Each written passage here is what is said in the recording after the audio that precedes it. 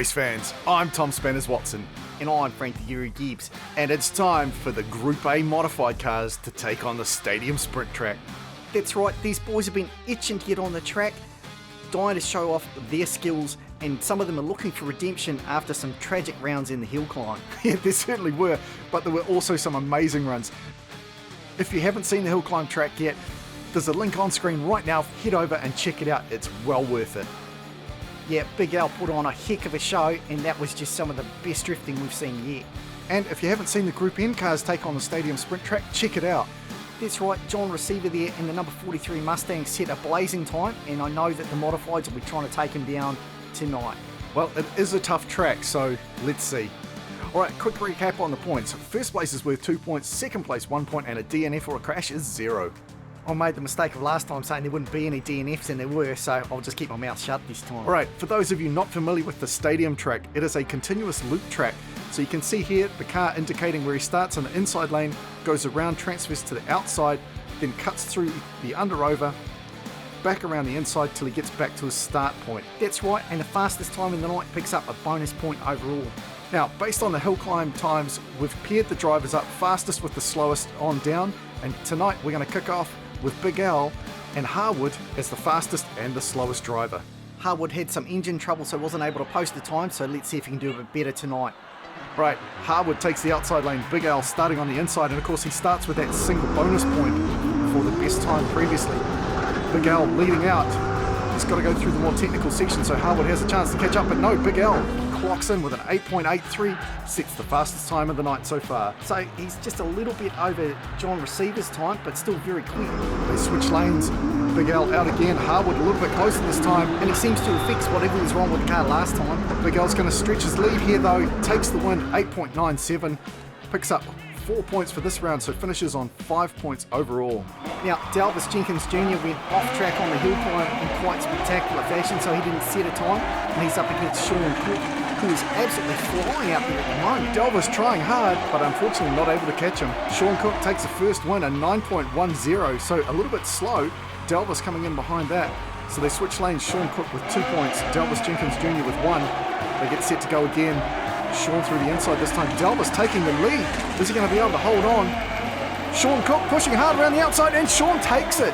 Betters his time to an 8.97, still not as quick as the 8.83 set so far by Big Al.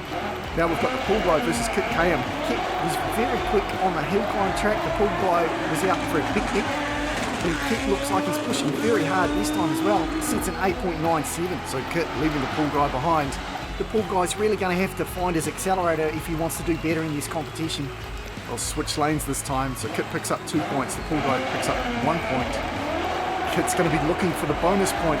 He knows he's fast, so he's got a real good chance here of taking out the win. He's through his first lap, in for the second, and he sets up an 8.67. Beats John Receiver's best time and sets the fastest time in the night so far. Yeah, that's a great time for Kit. Nice work. Kit finishes with 4 points, and he has a chance at the bonus point. We'll just have to see if his time holds up. Alright, now we've got Daddy G versus Vindictive. So Daddy G on the outside, but cuts to the inside.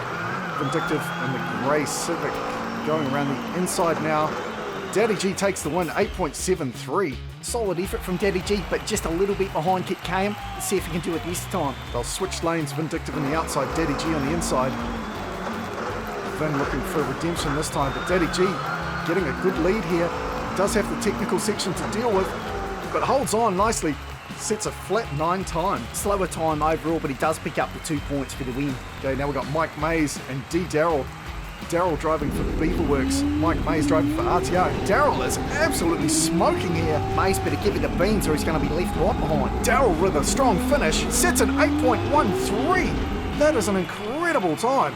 Yeah, that's amazing. Daryl coming from the middle of the pack to set a blazing fast time. He certainly gave that the beans. So Daryl on the outside cuts to the inside, through the snake, gets ahead of Mays. He is absolutely flying yet again. Is he going to go sub 8? Oh, 8.07. That is by far the fastest time in the night so far. He is over half a second faster than the closest car.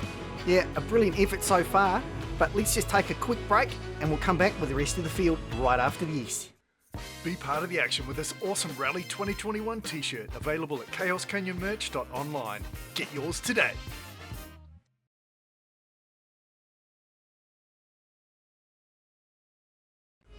Welcome back, Diecast race fans. Let's crack into it. Next up, we've got the Jimmer in the Ford Fiesta versus the Crazy Canuck driving the Lancey Delta into Growly. That stock Fiesta in the Group M series had all sorts of trouble with Jim's Room's corner. Let's see if the Jimmer's got it under control with his modified car. Well, we're about to find out as he goes through the outside into Jim's rims nicely, looking very quick, an 8.47, so very respectable time there. And a real bonus that he didn't flip off and crash into any of the crowd. Crazy Canuck in the outside lane, Jimmer on the inside. They hit the outbuildings pretty evenly. Jimmer gets up over the tabletop first, starting to leave the Crazy Canuck behind. Here he goes, 8.50, very respectable time there. Yeah, and he picks up another 2 points for the win. Crazy Canuck picks up 2 points overall. Now we've got Harwood and Song versus Beavers and Butthead. Beavers and Butthead leading out here through Jim's Room's corner into the workshop over the tabletop, in for their second lap, coming back to where they started. Posted 8.4, very quick time there. Harwood and Song a little bit slow. They switch lanes, Beavers and Butthead move to the outside this time. Harwood and Song's going to have to give it the beans here. Pretty even as they head into the workshop the first time. Harwood and Song gets slightly ahead. Beavers and Butthead jump around the outside, 8.63, so a little bit slower. Still good for them as they pick up 2 points. Now, the two closest drivers of the night, Rubber Toe and Arlo. Let's see who's going to take it. The pink and white Monster Motorsports car versus Arlo, also in an Audi Quattro, driving for Dunkin' Donuts. And this is really close as they jump to the finish. An 8.6 timer was triggered, but I have no idea who picked that up. Let's go to the replay and find out just who took that race out. You've got Arlo here with a bit of a lead on Rubber Toe. Then they blaze up to the finish.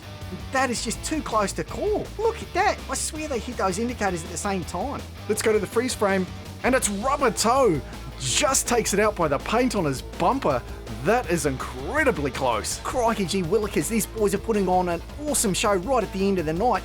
Absolutely pushing it right to the limit. Let's see how they go this time. So they switch lanes, Rubber Toe picking up the 2 points, Arlo with 1. Can Rubber Toe hold him out, or is Arlo going to take a win? They're going to be close again. Rubber Toe starting to get a bit of a lead here. Arlo coming around the outside. It's going to be close again, and an 8.63, and I still don't know who triggered that one. That's way too close to call. Let's have a look at the Granny's Muffins replay and find out just what happened. So as they came around the first time, Rubber Toe had a good lead here. He goes down into the technical section, gets through the outbuildings first, and then look at this, Arlo pushing so hard to catch up to him here, lifts his rear end, manages to hold on to it, and then manages to catch up to him as they pushed up to the finish line. Neither of these boys giving an inch here as they both hit those indicators so close together. We're going to have to go back to a freeze frame. And it's Arlo this time with the win, just ahead of Rubber Toe. So that means 1 win apiece for those boys, the only 2 to do that. Everybody else has won 2 in a row. Well, that's just the kind of tight racing action we expected on this track. Well, those boys just put on a heck of a show. Let's have a look at the overall scoreboard. Daryl for Beaverworks Diecast Racing takes out top spot there with the fastest time, 8.07. He got 2 wins, so all up he's sitting in number 1 spot along with Big L, both on 5 points. Then the other drivers on 4, Rubber Toe and Arlo, the only 2 drivers on 3, and then the other losing cars so far on 2 points. Very much early days in the competition. Everybody heads over to the Chaos Canyon Road Track next week, where there are 6 checkpoints on the track plus the finish line, 2 points for winning, and on top of that there is still a bonus point for the fastest time overall. Which means there's still lots of points to be won, lots of racing action to be seen, and we look forward to having you there for it. Alright, that's enough for tonight. Thanks very much for watching. I'm Tom Spanners Watson, he's Frank the Guru Gibbs. We look forward to seeing you next time. Guru, you alright, mate? Seems like you had a bit of a hard night last night. Oh, yeah, but the funniest thing was I was talking to this guy on the way home, and I said, it's not how often you fall down, it's about how many times you get back up. And was he disagreeing with you over that?